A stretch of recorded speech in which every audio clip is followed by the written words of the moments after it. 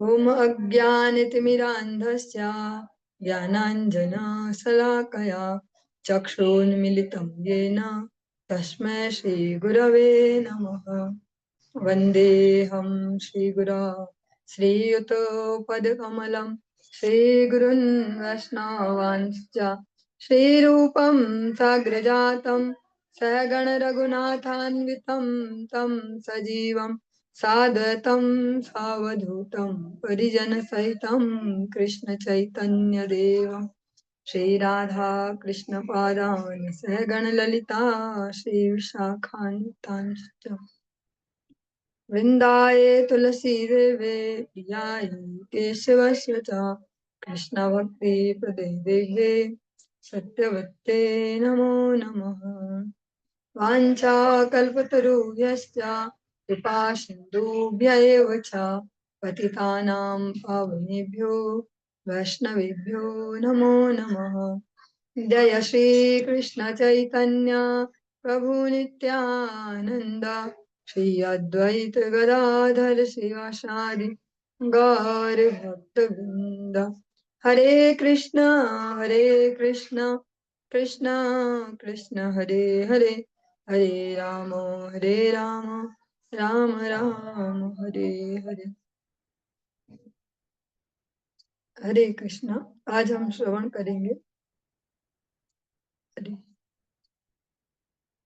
सर्वप्रथम भगवान के अभिन्न प्रकाश विग्रह श्री गुरुपाद पद्म पूज्य पात्र रंडी स्वामी अष्टोत्तर सत्स्य श्रीमद भक्त विषाद विष्णु गोस्वामी गुरुदेव महाराज के पावन श्री चरण कमलों में असंख्य कोटि दंडवत ज्ञापित करते हुए उनकी अहेतु की कृपा प्रार्थना करती हूँ। वे अपनी कृपा वर्षण करें जिससे निज कर्ताभिमान भाव को छोड़कर एकमात्र उनकी वाणी के वाहक के रूप में अपना परिचय दे सकूं। परम गुरुदेव नित्य लीला कृष्ण विष्णु आशीष भक्ति दयित माधव गोस्वामी महाराज, परमेष्ठि गुरुदेव जगत गुरु भक्ति सिद्धांत सरस्वती गोस्वामी ठाकुर बहुपाद व समस्त गुरु परंपरा जो युक्त हो सपार्षद श्रीमन नित्यानंद प्रभु श्री गौरहरि वृंदावन बिहारी श्री राधा गोपीनाथ भगवान जय युक्त हो।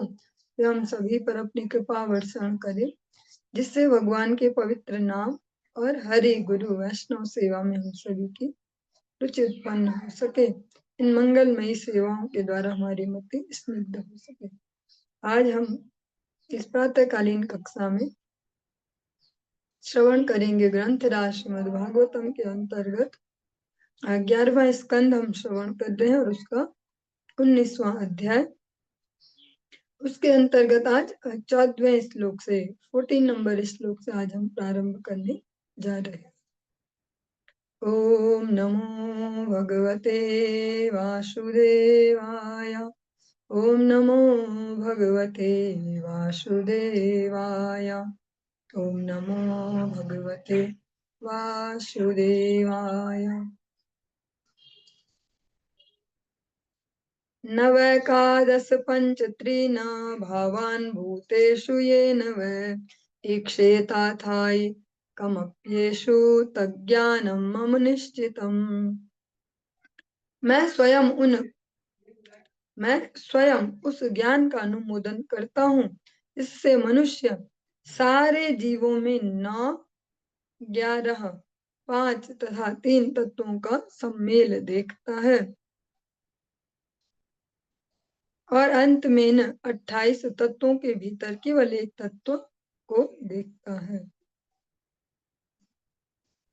जो ये हम श्रवण कर रहे हैं ये 9 तत्व कौन से हैं? भौतिक प्रकृति, जीव, मह तत्व, मिथ्या अहंकार तथा 5 इंद्रिय विषय यथा ध्वनि, स्पर्श, रूप, स्वाद और गंध। जो 11 तत्व जिनको कहा गया वे हैं 5 कर्मेंद्रियां और 5 ज्ञानेंद्रियां और इन सब में सबसे ऊपर मन और 5 तत्व जो पृथ्वी, जल, अग्नि, वायु तथा आकाश। 3 तत्व किसको कहा गया? जो भौतिक गुण है तीनों प्रकृति के जो 3 गुण हैं सतोगुण, रजोगुण और तमोगुण। ये जो सारे तत्व हैं इनसे ही मिलकर समस्त जीवों का सृजन हुआ है। सारे जीव इन्हीं तत्वों से बने हैं। ये टोटल हो गई है 28 तत्व। कुछ स्थूल है, कुछ सूक्ष्म है, कुछ को हम देख पाते, कुछ को नहीं देख पाते। हमारा हाथ है तो वो हमें दिखाई देता है, उसका कार्य करना जो फीलिंग है उसको हम नहीं समझ सकते। जो त्वचा है उसको हम देख पाते, पर उसका जो स्पर्श का गुण है उसको हम देख नहीं सकते, महसूस कर सकते हैं उससे। एतदेव हि विज्ञानम न तथा केन येन यत् स्थित्युत्पत्त्यप्ययान् पश्येद भावानां त्रिगुणात्मनाम्। जब कोई व्यक्ति एक ही कारण से उत्पन्न 28 पृथक पृथक भौतिक तत्वों को न देखकर एक कारण रूप, इनको जो फाइनली कारण कौन है, सर्व कारण कारणम श्री भगवान को देखता है, उस समय मनुष्य का प्रत्यक्ष अनुभव विज्ञान या आत्म साक्षात्कार कहलाता है। आत्म साक्षात्कार किसको कहते हैं? जब हम श्री भगवान को ही समस्त कारणों का कारण समझ लेते हैं। आदावन्ते च मध्ये च सृज्यात् सृज्यं यदन्वियात् पुनस्तत्प्रतिसंक्रामे यच्छिष्येत् तदेव सत्। आदि अंत तथा मध्य, ये तीन अवस्थाएं तो भौतिक सृष्टि की हैं, जो इन सारी भौतिक अवस्थाओं में एक सृजन से दूसरे सृजन तक साथ साथ लगा रहता है। और जब सारी अवस्थाओं का प्रलय हो जाता है तो भी जो बचता है वही एक शाश्वत है। श्री भगवान कभी नष्ट नहीं होते, जो परमात्मा स्वरूप से सारे शरीरों में स्थित हैं, वे कभी नष्ट नहीं होते। श्रुतिहा प्रत्यक्षमैतिह्य मनुमानं चतुष्टयम् प्रमाणेष्वनवस्थानाद् विकल्पात् सविरज्यते। वैदिक ज्ञान, प्रत्यक्ष अनुभव, परंपरागत विद्या तथा तार्किक अनुमान, इन चार प्रकार के प्रमाणों से मनुष्य भौतिक जगत की अस्थिर दशा को समझ सकता है, जिससे वह इस जगत के द्वैत से विरक्त हो जाता है। चार प्रकार से अनुभव लेकर जीव, स्पेशली उसमें भी मनुष्य, भौतिक जगत से विरक्ति को प्राप्त कर सकता है। एक तो वैदिक ज्ञान, उसमें तो स्पष्टतः ही लिखा है, और एक हो गया प्रत्यक्ष अनुभव, जो खुद से भी अनुभव किया। एक परंपरागत विद्या, जो हम श्रवण करते आते हैं, और एक हो गया तार्किक अनुमान, जो दिमाग चला के ऐसे निष्कर्ष निकालते कि शायद ऐसा हो सकता है, स्पेस में ऐसा है। कर्मणां परिणामित्वाद् अविरिच्यादमङ्गलम् विपश्चिन्नश्वरं पश्येद् दृष्टमपि दृष्टवत्। बुद्धिमान पुरुष यह समझे कि भौतिक कर्म कोई भी हो, वह निरंतर रूपांतरित होते रहता है, यहाँ तक कि ब्रह्म लोक में भी केवल दुख ही दुख है। निस्संदेह बुद्धिमान व्यक्ति यह समझ सकता है कि जिस तरह सारी दृश्य वस्तुएं क्षणिक हैं, उसी तरह ब्रह्मांड के भीतर सारी वस्तुओं का आदि तथा अंत है।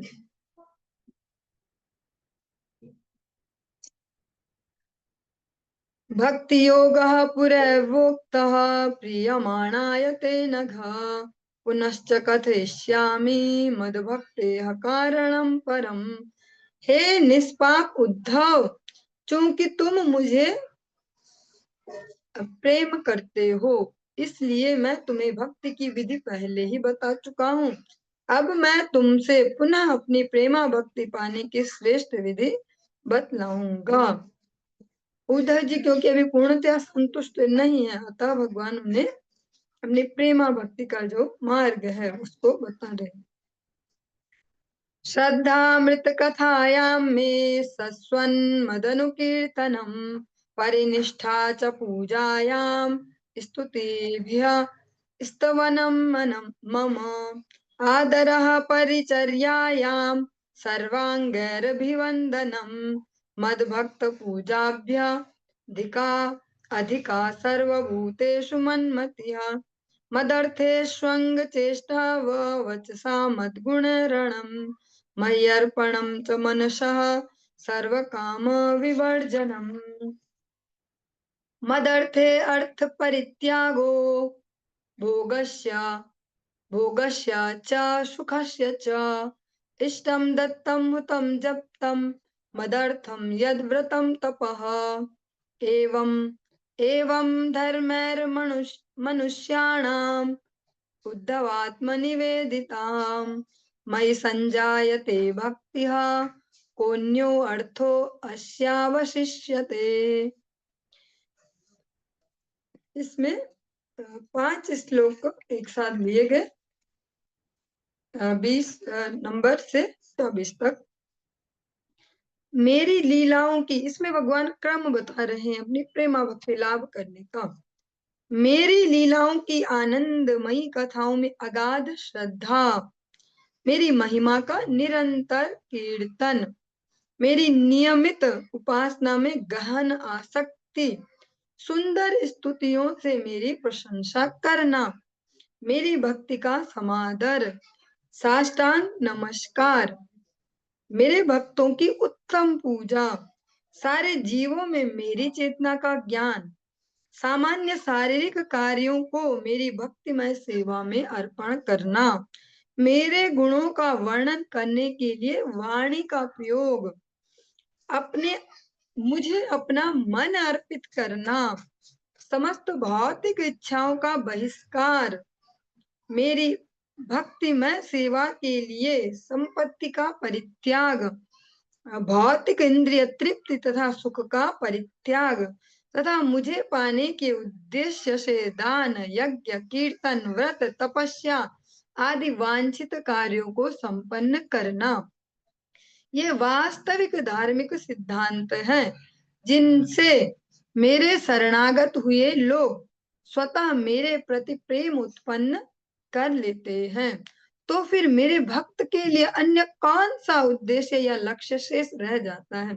ये 5 श्लोकों में भगवान ने बहुत ही सरल और प्रैक्टिकल वे में, एक व्यवहारिक तरीके से, प्रासंगिक तरीके से बताया कि किसको प्रेमा भक्ति लाभ करने का पथ कहेंगे, कैसे कर पाएंगे। भगवत गीता में भी भगवान ऐसे क्लियर कट में कहते हैं, मन मना भव मद भक्तो मद्याजी माम नमस्कुरु मामे वैश्य से युक्त व महात्मान मत परायण।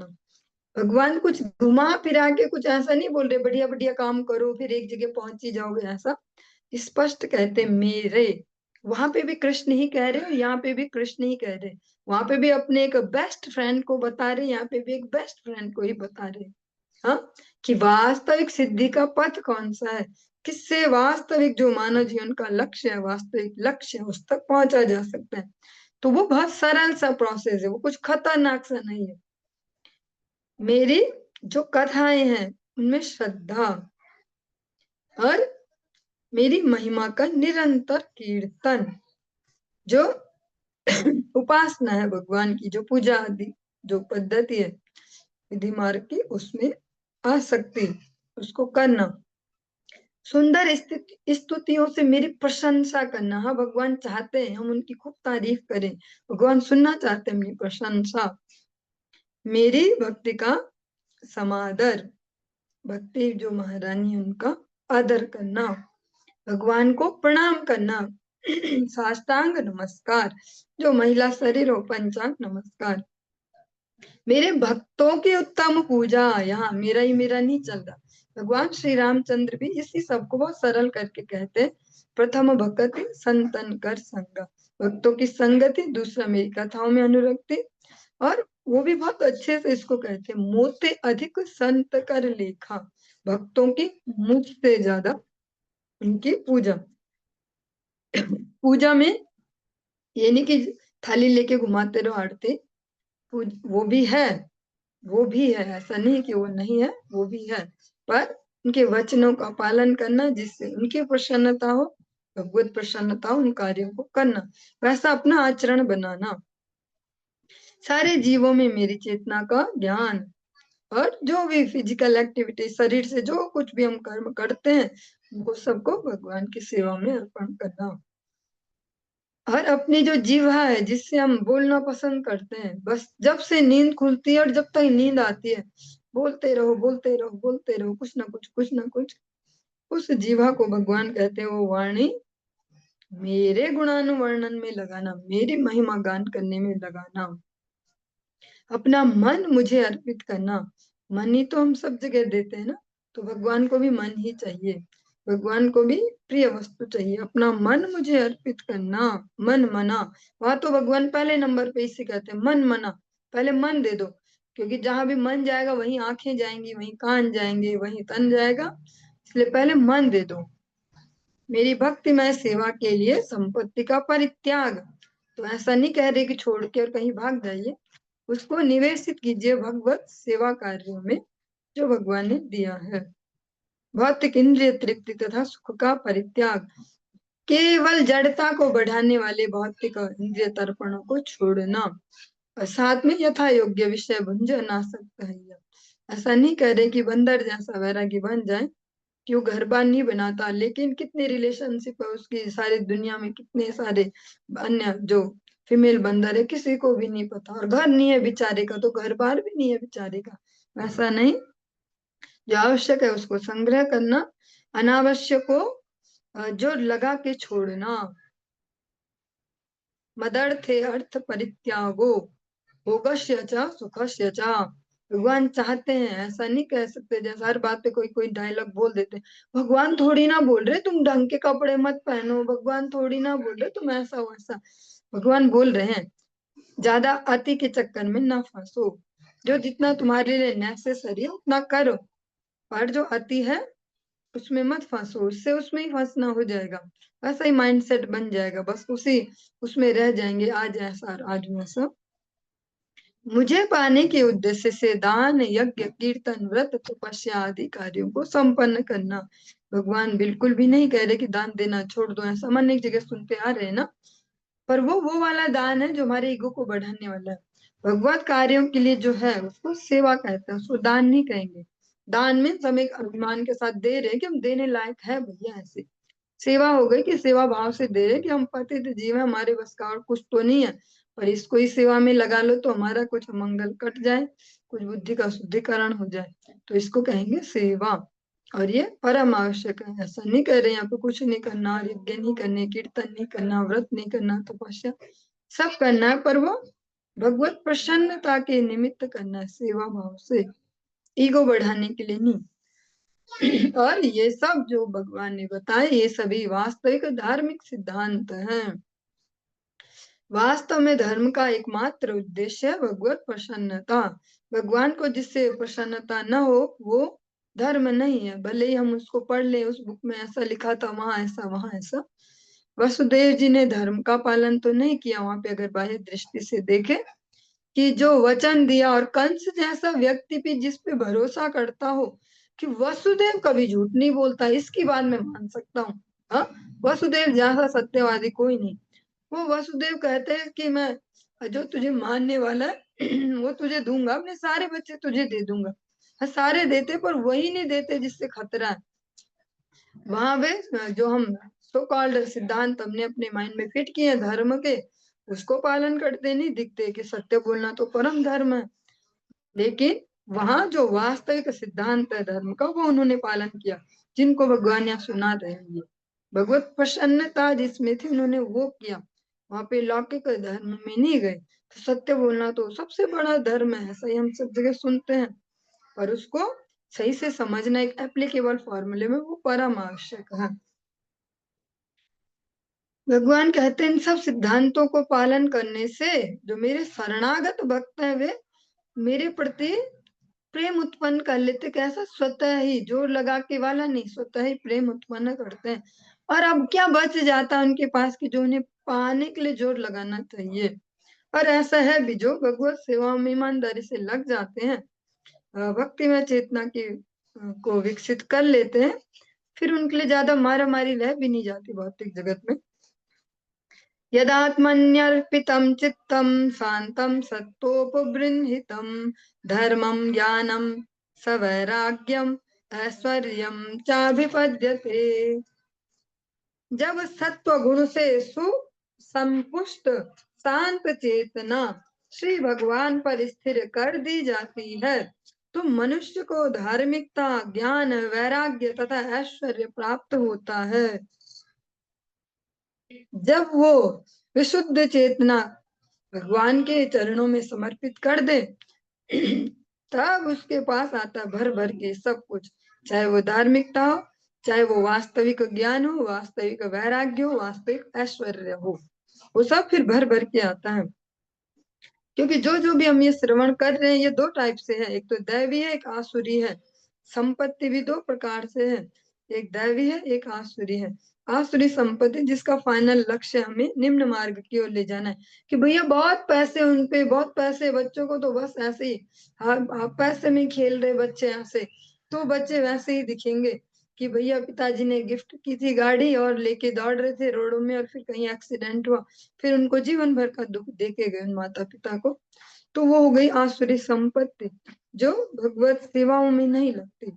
और वह दैवी संपत्ति जो देखते कि हाँ पीढ़ियों से भगवान की सेवा बहुत होती है इस परिवार में, ऐसा भैया देखो खूब खर्चा करते ठाकुर जी का, ऐसा यात्राओं में इधर उधर जहां भी भक्तों की सेवा के लिए कहीं आवश्यकता है खूब देते। वो एक वो हो गई दैवी संपत्ति। जो भगवान को समर्पित करते हैं जीवन, उनके पास फिर कमी नहीं होती। अगर हम सबसे सुंदर एग्जाम्पल लें श्री गुरु महाराज जी का, जो बच्चा इतने बचपन में निकल जाए घर से बाहर और जिसको ये टेंशन भी नहीं, रात को अब क्या खाऊंगा मैं, आज निकल पड़ा घर से बाहर, सोऊंगा कैसे। अगर देखे तो आज किसी भी बहुत बड़े बिजनेसमैन से भी ज्यादा उनके अंडर में है भगवान ने जो दिया है अभी। लेकिन उसके साथ ही हम ये देखेंगे बहुत ही एक विपरीत गुण, उनमें ईगो नहीं है उसका। वो कहीं पे ऐसे कॉलर खड़े करके नहीं कि देखा इतना बड़ा महाराज में हो गया, इतना कुछ है मेरे, इतने लोग मुझे पूछते हैं, इतने लोग ऐसे तैयार रहते हैं, ऐसा उनमें वो अभिमान नहीं है। क्योंकि वो जो ऐश्वर्य है वो भगवान ने दिया और वो उसको ऐश्वर्य के रूप में देखते भी नहीं, उसको ऐसे ही देखते कि ठाकुर जी दे रहे हैं, ठाकुर जी की सेवा के लिए, वैष्णव सेवा के लिए। कहीं पर भी देखें वैष्णव सेवा की बात हो या भगवत सेवा की, तब वो वहां कुछ नहीं विचार करते कि कितना गया और कितना जा रहा है ऐसे। पर अपने शरीर पे कहीं पे लगाने की सुविधा की बात वहां बहुत विचार करेंगे। 2 रुपए भी फालतू क्यों, 10 रुपए बच रहेगा ट्रेन में जाने से, तो 10 रुपए ऐसे बचा ऐसा। तो वो है भगवान के द्वारा प्रदत्त ऐश्वर्य जो मद नहीं लाता अपने साथ।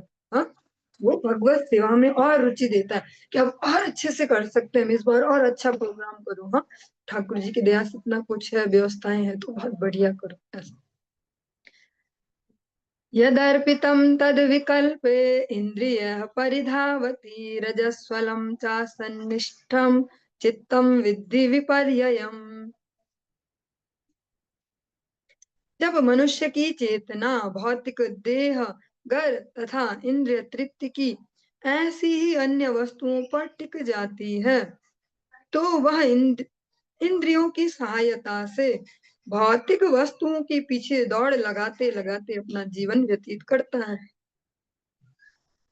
इस तरह रजोगुण से बलपूर्वक प्रभावित चेतना नश्वर वस्तुओं के प्रति समर्पित हो जाती है, जिससे अधर्म, अज्ञान, आसक्ति तथा नीचता और जो कृपणता है, कंजूसी, वो उत्पन्न होते हैं।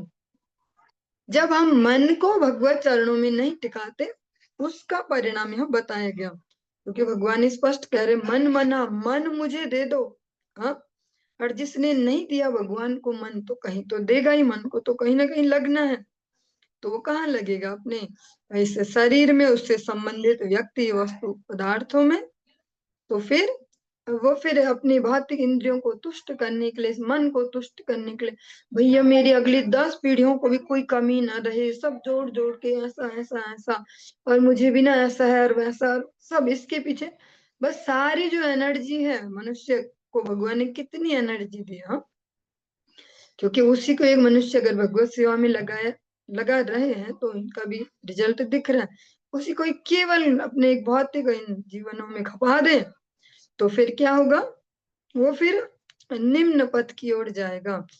जैसा जो भगवान में चेतना को स्थिर करते हैं उनका हमने सुना, धार्मिकता, ज्ञान, वैराग्य और ऐश्वर्य वो प्राप्त होता है।